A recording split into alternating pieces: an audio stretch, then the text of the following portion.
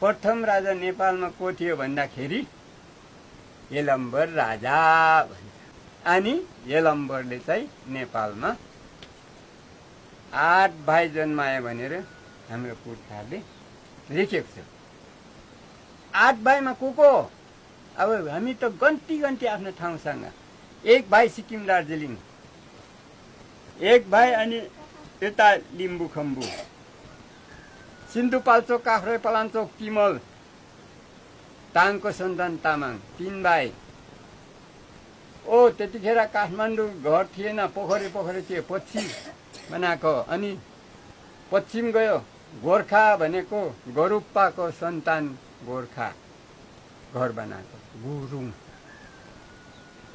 4 भाइ भयो लेखिराख्ने।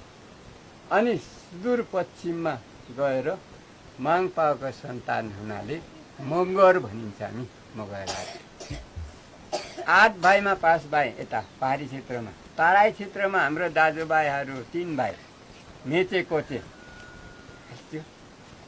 कोचिला राज्य भनिन्छ नि अहिले, कोचिला राज्य, मेचे कोचेहरू, त्यसले 6 भाइ हुन्छ।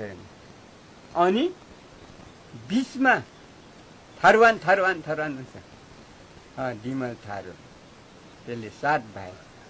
विचाराहरू सुदूर पश्चिममा चेपाङहरू छन्।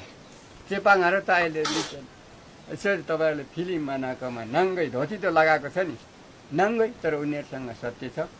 र चेपाङहरू सहित हामी 8 जना हौँ।